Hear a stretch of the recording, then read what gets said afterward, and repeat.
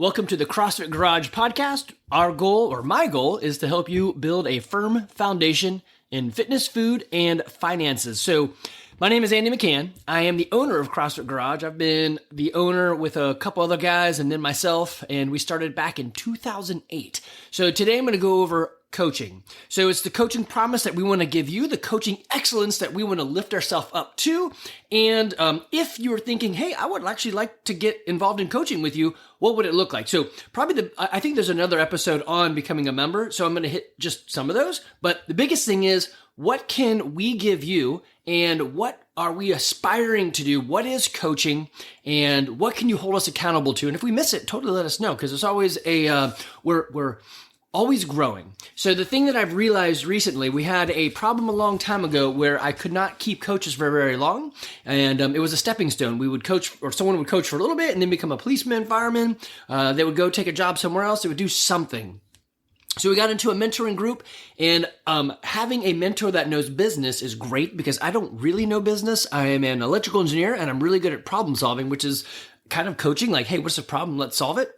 And they have given me some tools that I hadn't really thought of. Plus, also just talking to my coaches and other members, give you some tools like, hey, it doesn't always have to be just classes that your coaches are working on. So if the coaches are interested in doing more, I can give some of my work to them so that they can try to make an income that way. So anyway, from that, the problem we solved was, instead of coaches leaving between 6 and 12 months, we've had coaches here for years. Man, it's the longest session of coaching we've ever had. Now, that comes with some problems as well. Sometimes we get too comfortable, and I am trying to right now. So if you go back and listen to this right now, is March 2024. So I started back in last year, maybe like October, November. I had a couple members say, hey, I would like more coaching. I'm like, great. Let's talk about it. What are you looking for and what can we give you?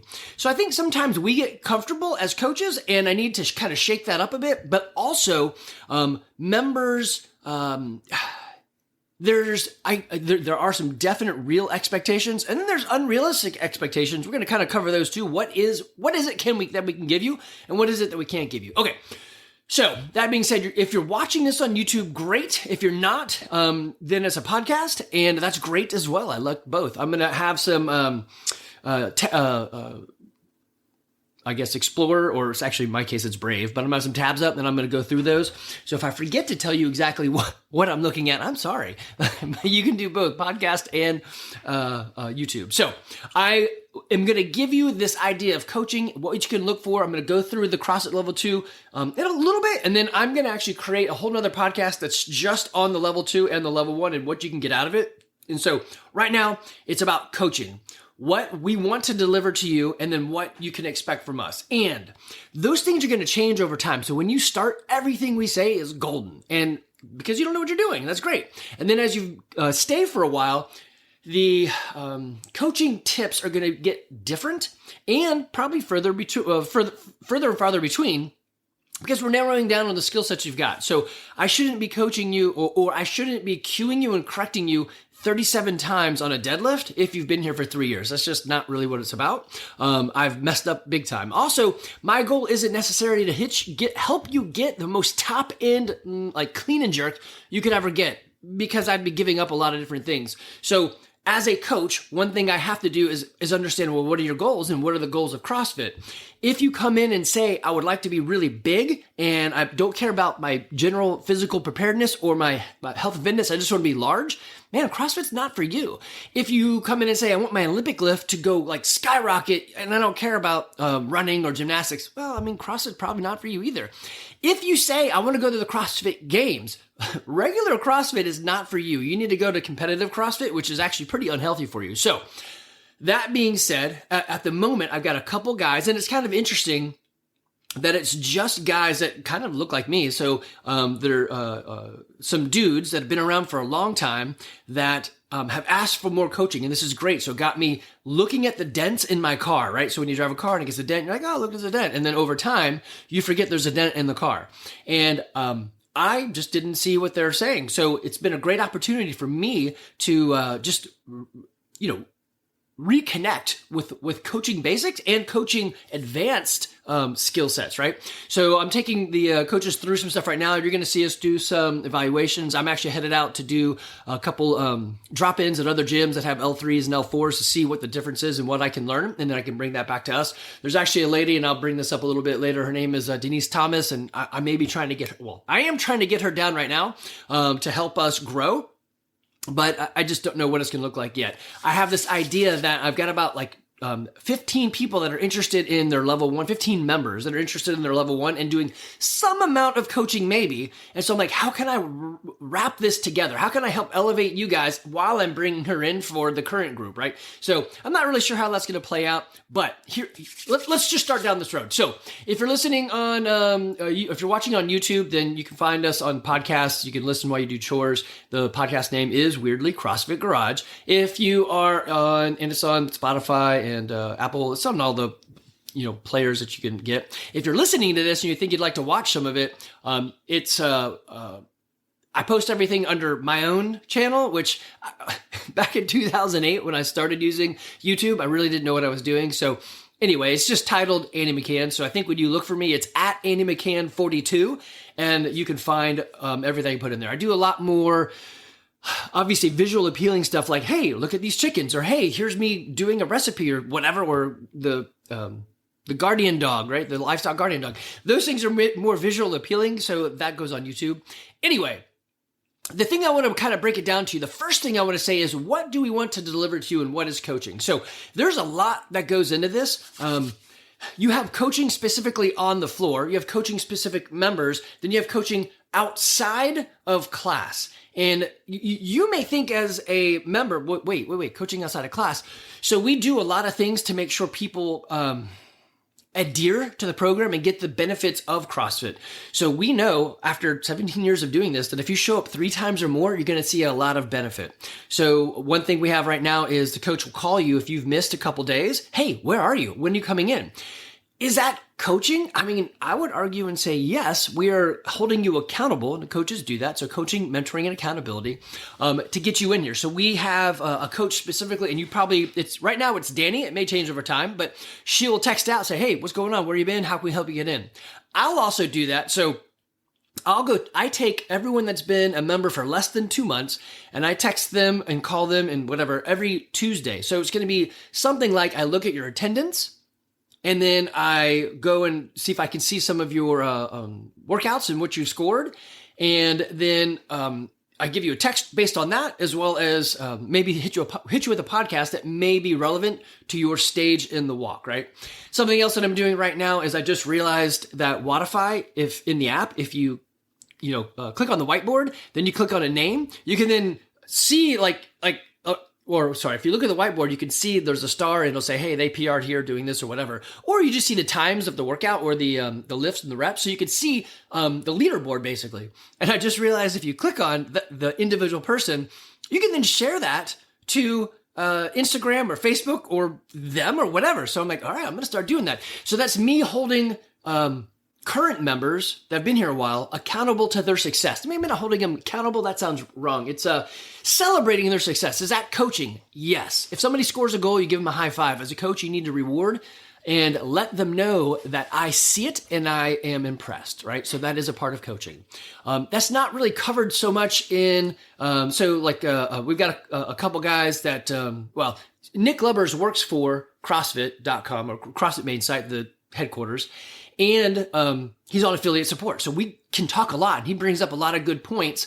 And a lot of times when we talk coaching cues, it's cueing on the floor. And it's like there's a whole lot that's maybe not talked about. I just want to make sure people understand that there's a lot more that goes into it than just on the floor as a business as well. Okay.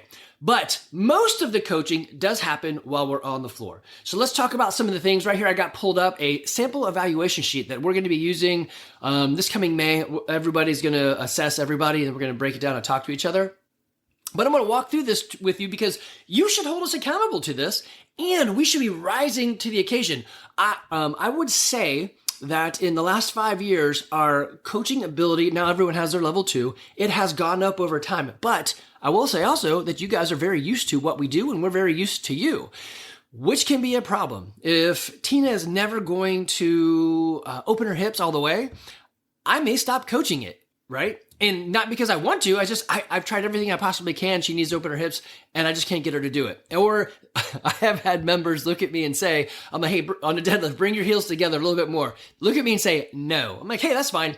You pay me money, but you're an adult. You can do what you want. And I realize everybody's body's different and we're not going for 100% efficacy. It's CrossFit where, it's the, where effort and form intersect. We don't want to have ugly form, but we don't want to have such perfect form that we have no effort in there, right? A little coughing fit right there. The pollen is extreme right now. It is almost April 1st, and Georgia is letting go of, the Georgia trees are letting go of all the pollen. Okay, let me see. My goal is to make these a couple episodes that are short, but you know me, I like to talk, so maybe it'll never be short. All right, so the first thing on a sample coaching evaluation form, and you are more than welcome to grab this form and check it off for me. I would love it. If you go to Google the CrossFit Level 2 manual, and I think it's on page 71, you can find this. Now, our ideas are going to probably be different, so having definitions is good. I'm not going to define everything. I'm going to give you an overview of what we're looking at. I'll make another podcast that is all about the level 2 and what you're going to get out of that and what happens and what do these things mean. Okay, so first one is teaching overall. So we are going to start it off with, sorry about that, little coughing fit again. Man, there's too much pollen. Anyway, teaching is the ability to effectively articulate and instruct the mechanics of each movement, including the ability to focus on major points of performance. And actually, let me kind of unpack some of that. What is a point of performance? So it's, if you were going to start a car, the first thing you would need to do is sit down, right? In the deadlift, one of the points of performance is going to be your heels are under your hips. Your hands are outside of your knees, gripping the bar with your thumb tucked in, like a hook grip or something, right? Your back is in a neutral position and you're not sitting down, but you're sitting back, right? So there's some points of performance. Actually, let me pull that up. I can show you. Okay, so I got pulled up on my screen here is from YouTube. It's CrossFit, the deadlift. You have a hip width stance. That means your heels are under your hips. Your hands outside of your hips. We just talked about that. Your shoulders are slightly in front of the bar. Your heels are down. So we talk about wiggling your toes. The bar moves over the middle of the foot. Lumbar curve is maintained. Hips and shoulders rise at the same, it's complete when you have full hip extension and knee extension, okay? So those would be the points of performance. So can I articulate those to you? Sometimes we go fast and sometimes we go slow. So one, it depends on, I guess the coach could just like that movement more or something. Or if there's a lot of a lot of veteran members in the group, I'll do it differently. If it's a bunch of brand new people, then I'm going to change that up. Though every lift and most all movements are going to start with your feet and hand positioning, and then we go from there. So I also changed the way I coach based on not just the level of the athlete, but also who it is. So I know some people don't like bad dad jokes, so I just take those out. So I will go a little bit faster. Some like to skip a lot of the warm-up and just get right into it, and they're going to be lifting on their own. And I'm okay with that. If you want to move faster, you know what you're doing. That's totally fine. So it's going to come, we have got to massage a lot of things together to get these points of performance across. So I could belabor every single one of them, which would piss probably everybody off. Or what we normally do is give you one sort of cue. Hey, I want your heels under your hips, and I want your, maybe two then. Heels under your hips, and I want your hips and shoulders to rise at the same time before you get to your knees or something like that, right? So then I'm going to call a rep. I'll say down, and I'll have everyone hold on to it. And then I'm going to check everybody out. And then, so I'll do a scan of the group while everyone is static. And then I'll say up. And I'm going to watch one person and see what they're doing.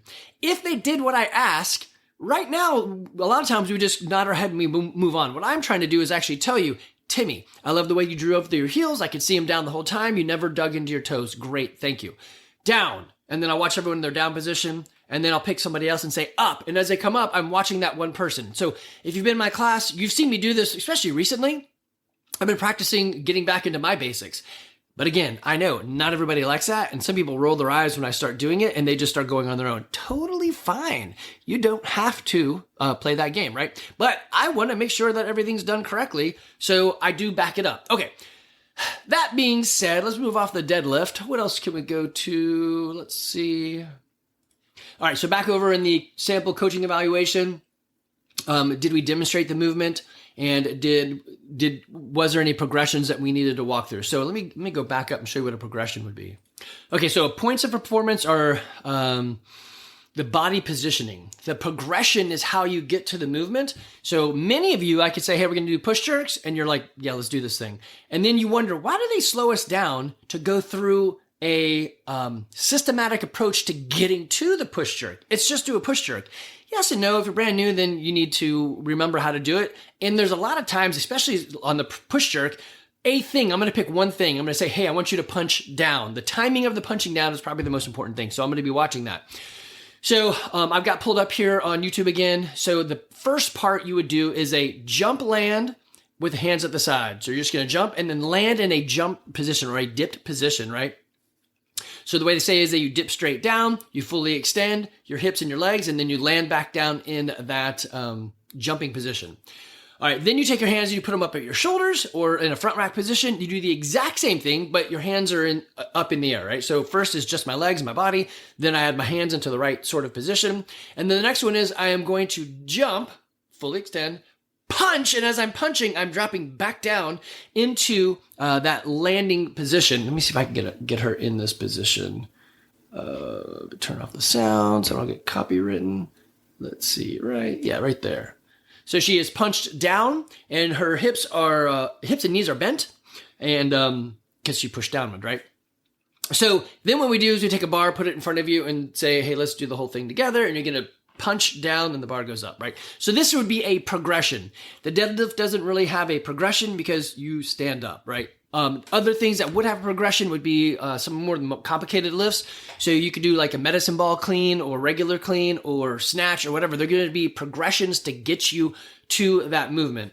You could even have you wouldn't have progressions on a push-up because you're pushing up. That's pretty much it. But you could have progressions on a hand release push-up because it's got a little bit more complication to it. Now, it would be pretty simple to do, but you get my point. So progression and a point of performance are different, and we should cover both of them based on who is in the class and the time domains for what's going on. So you sometimes will have pull-ups in the workout, but there's something ahead of it that is a little bit more complicated. I don't know, maybe it's a thruster, whatever. And so we'll tell people, hey, if you have pull-ups, great, we're going to warm them up. You can do that. If you don't have pull-ups, today we're doing jumping pull-ups, banded pull-ups, box pull-ups, something else, right? Ring rows.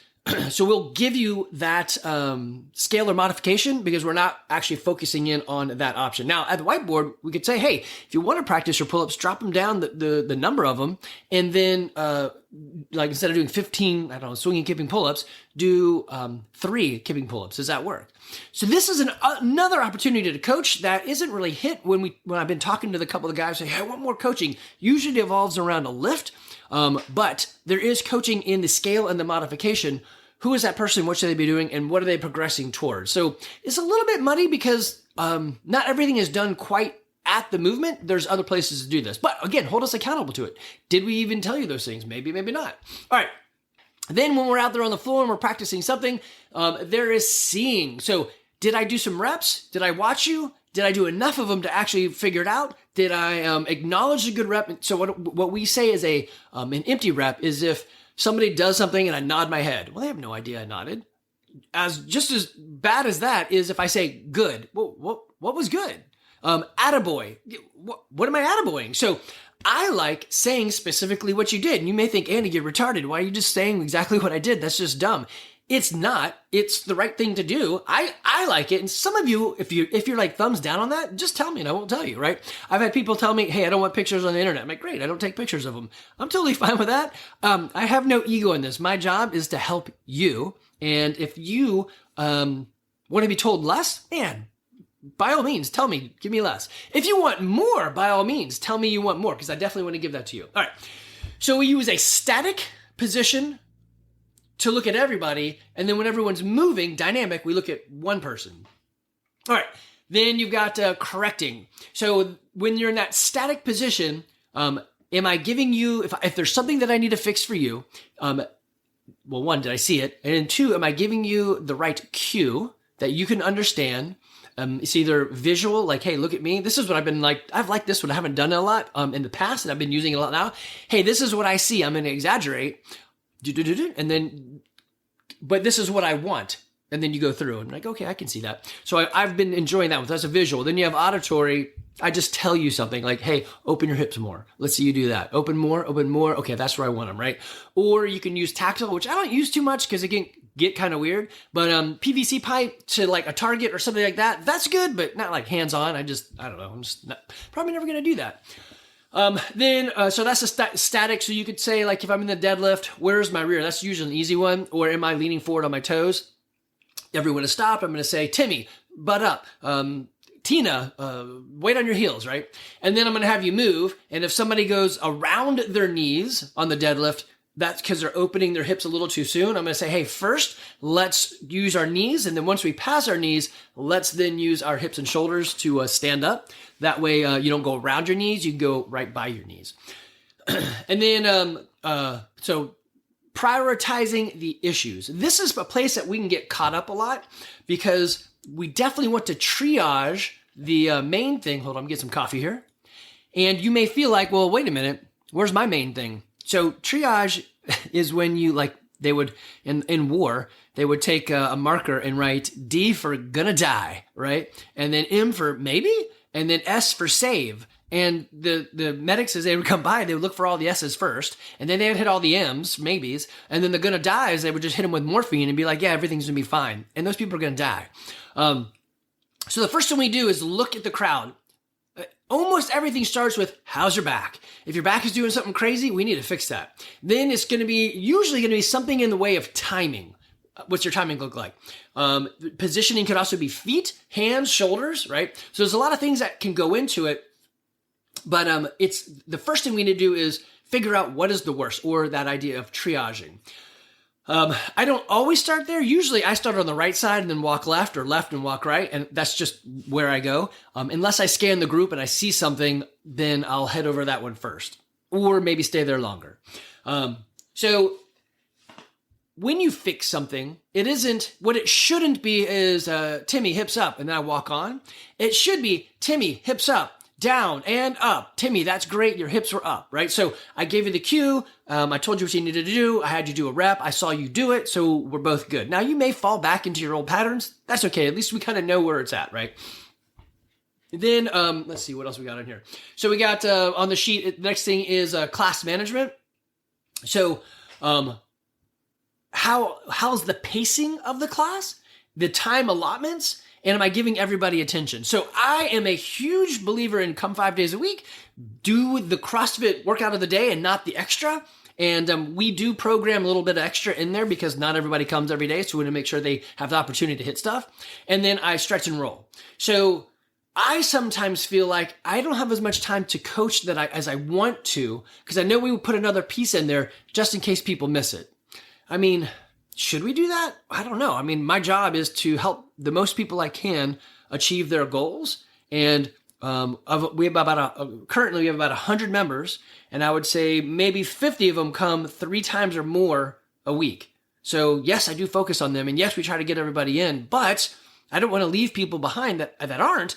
My other side of the coaching is, hey, Timmy, what can I do to help you get in here more often? So we have a podcast called Becoming More Consistent, which is a good one that I give to people and help organize their time. Okay, so class management. Are we starting on time? That's probably the biggest one. Are we ending on time? That's a tough one sometimes if there's too many things in there. Sometimes when you're in my class, I'll change it. Instead of saying, hey, we're going to do everybody lift together, I can't watch everybody, and you may stop the other workout at a different time. So I'm going to teach you that movement, whatever it is. Let's call it back squat. And I'm going to say, when you're done and ready, you start and I'll come watch you, but you are on your own. That way, you're not beholden to somebody else's time domain. So if it is, let's say this is a good one. We've got Matt Janda, who's got like a 600-pound back squat. And then, I don't know, let's just call Tina, a brand new member who doesn't really know how to back squat at all.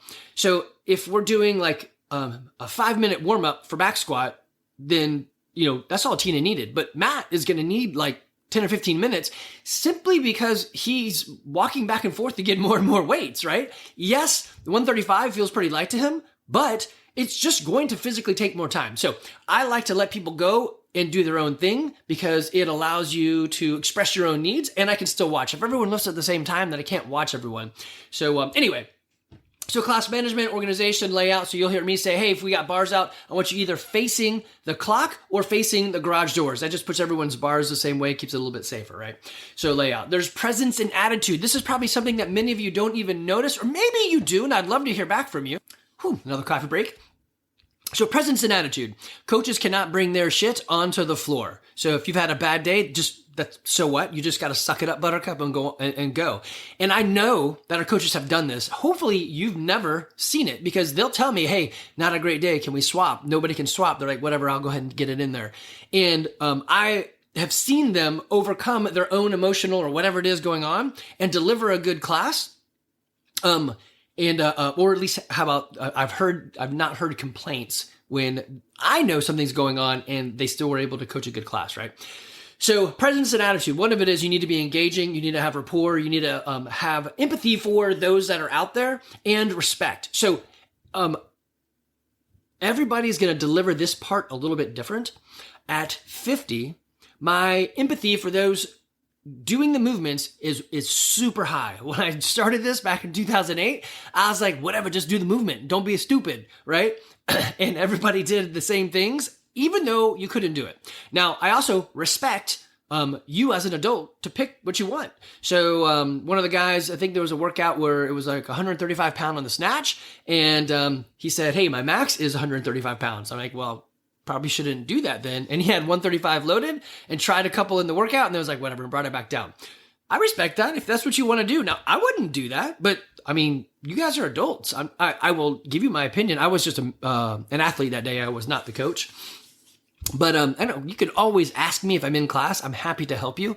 But I try not to step on the toes of the coach because it's just, rude to jump in and start coaching when there is a coach. First, ask the coach. Then you can ask any other coach that's not on duty if you want. So presence and attitude. So I do a thing with the guys where if you've been in my class, you know this. As soon as you walk in the door, walk by the door, I always yell people's names. I'm like, Ebony, hey! I just think it's awesome. I'm glad you're there. I'm glad people show up. I'm glad. And this is a place of people that I really enjoy. Having our tagline, happy, humble, helpful people want to be healthy and fit now as well as in their 90s. And people agreeing with that puts a lot of similar acting people in the confines of the gym. And I'm really enjoying that. So I love the people that are in there. I love saying their name. I love saying hi. You'll notice we also will do fist bumps after the workout, acknowledging what you did and just being appreciative of you being here. So energy. Anyway, that's presence and attitude. It is a skill set. I am an introvert by nature. I went to Georgia Tech as an engineer, and that's my thing. I did go into sales, so I taught myself to be extroverted. I am totally fine sitting in my office all by myself for weeks and weeks at a time. It'd be fine. I know that's bad for me, but it would be okay. So we learn to have a stage presence. Okay, so then the last one, actually, before I get to the last one, that's fine, we'll jump into it. So the application is, are we applying scaling correctly? How was the warm up and the cool down? I know a lot of us just leave without actually cooling down. It's been great having the check mark for stretching because people do it. They just want that check mark. But anyway, I will see if I can link this page to you guys. I should be able to. You're more than welcome to print this out, jot it down, and send it to me. I would love it to see what you guys think. Realize, though, a non-trained person is probably going to see these very vastly different than someone who's gone through the classes and or has led a class. In some cases, it's easier than you expect. And then other cases, it's not as easy as you expect. I'd say the hardest thing is just handling the multitude of various people types, as well as skill, how long they've been in this CrossFit game, right? So not everybody is as aware of their body as I would think. And I just have realized over time that I am unusual in the sense that the circus tricks, pat your head, rub your tummy, isn't a problem for me, where it can be a problem for many people. Actually, it's been great. My brother has joined the gym and he asks me a lot of questions that I think you guys would, except I'm the owner of the gym. Don't ask him. He asked me the the questions that should be asked that sometimes I assume people know. So it's been great. All right. So this is the coaching side of it, what we're looking to do, what we're trying to elevate. And if we're doing a good job, let us know. If we're doing a bad job, let me know and I'll handle it. This right here is Denise Thomas. She was involved in the coaches development program that they had at back when Nike was involved with, Reebok was involved with CrossFit. They ran a course up there that you could go to, and they would like basically do like a level 2, except you came to them to have you coach and all this stuff. So she has an opportunity where I can actually bring her to us. So what I'm thinking about doing is having not only her work with us coaches, but also finding a way to get everyone that's interested in coaching, or at least their level 1, giving her or y'all an opportunity to work with her as well. So she's got different options in pricing, and basically she can do some virtual, which I'm not a huge fan of virtual, or she can come out to you. And so that's what we're looking, is possibly have her come out. Though I have to pay insurance first. I make sure I pay that off, and then I'll try to hire her to come down. Okay, so that is coaching. Let me pause and look through the level 2 manual, see if there's anything I want to show you in there. Oh, here's a good one. So many times you guys ask after a lift, hey, how did you know that I should correct that? And it's really just because I've seen thousands of reps of that, whatever it is, and you're doing a thing that I recognize, and let's try this cue to see if it'll fix it. It fixes it on another. It doesn't always, the same cue doesn't always work in everybody, but CrossFit also has a summary sheet where it'll tell you, like, here I'm looking at the air squat. It tells you the setup. It tells you the execution, what you should do. I mean, if you've ever been through the level 1, then you already know all this stuff.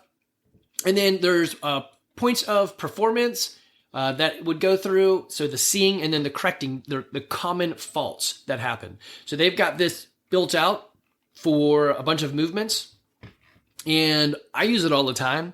So let me back that up. What I use is, since we're following CrossFit affiliate programming, it comes directly from CrossFit. They put in their notes for coaches a whole lot of this information, and I reread that information. I would say I am, 5 days a week. So I probably read it 4 days a week. I'm sure I skip here and there, but I really enjoy looking at the coaches' notes and seeing what they think would be a problem. A lot of times their problems and our problems are different, because while we are similar in kind, we are very different in degree and the abilities that we're executing. All right, let me look through this a little bit more. Actually, here's a bit that I would like to talk about. The screen is showing it sideways, but it's a programming guide. Like, hey, this is what a sample week could look like. So the problem with CrossFit's idea on programming is they assume everybody's coming in 5 days a week. They program 7 days a week just in case there's weekend work. But not everybody in real life does, and some people go on vacation. And so there's no account for that, because there'd be too much scaling and modification that they would have to come up with for all that stuff, right? So they just do, the assumption is you're following the plan. Okay, so that's not always true. And if I was going to prioritize the days that I would come in or edit any of the workouts, the biggest thing I would do is hit the stimulus that they're talking about. And I'm going to do a whole different episode on hitting the stimulus, not just going for RX. But in the 17 years I've been doing this, I think the things that are the most important is squatting below parallel, because that's going to show a lot of functional ability that you've got or that you've lost. And then lifting something heavy. Do I need to do that every day? No, but if I don't do that at least twice in a week, then I'm probably missing something. CrossFit is usually going to be 8 to 12 minute workouts, and they're good couplets or triplets. So I typically prioritize that. So if there's extra at the end, I typically don't do it, and I stretch and roll out. But I'm also here 5 days a week, sometimes more, and I coach. So I don't really miss a lot of things, but I also don't think you have to do it. The idea of CrossFit is the minimal dosing for the maximal payback. And so it's do less to get more, basically. All right. So that is coaching and what we will deliver to you and what we want you to kind of get back to us on. Yeah, and this is page 71. So I'm going to link this in the show notes, and you can get this level 2 PDF. You can walk through it. Again, I'm going to make an entire podcast just on the level 1 and the level 2, so you can tell the differences. I did take the level 3 and I failed it. And I would tell you that the study material they give you for the level 3 is a waste. It's way too much. I would say go take the test, figure out what's on it, and then go back and realize, man, you didn't need to study all that stuff. Basically just coach CrossFit for a couple of years and you kind of get it. But, and then there's a level 4, which maybe one day I'll get into. All right, guys, hope this has been interesting for you. Again, my promise to you is that we are delivering excellence in coaching over time. Yes, we may have road bumps, and yes, you may never even see that there's a difference. That's okay. But if you ever feel like we're not giving you what we've promised, let me know and I will totally fix it. On fixing things, just like I typically don't fix you guys by, hey, let's just add weight and see what happens. So I don't want to make massive jumps. I want to make small changes over time. I think those lead to a more long-standing correction than if you make big jumps. So a lot of times when you guys are lifting with me, I notice faults when it's just the bar. And I'll even tell you, hey, I think if you add weight, that fault that I'm seeing will disappear. So let's not worry about it yet, but I'm going to be watching you. And you're like, okay. And sure enough, it goes away. Like a couple of you guys, as you are working out, you even become more efficient. That's your body in its athletic nature taking over. And I love that. All right. This is coaching. Hopefully this has been interesting to you guys. If you have questions or concerns, you can always email me, Andy@CrossFitGarage.com. Of course, my phone number is all over the website. I am happy to help you guys. I love that you're here. I want to deliver coaching to you, not only in the gym, outside the gym. We do mentoring. I have goal lists from you guys. We keep you accountable. I got a couple people saying, just make sure I show up 3 days a week. I'm like, we got it. We're in. We can do that. We are here for you. We want you to have that life where you could be 50, not on any drugs whatsoever. You can tie your own shoes. You can bend down. You can play with your kids. You can play with grandkids. You can have your friends say, let's go up Stone Mountain. And you're like, yeah, let's do it. So we want you to become the hero of your own story, and we want to be a catalyst or a coach for you to get there. All right, guys, y'all take care.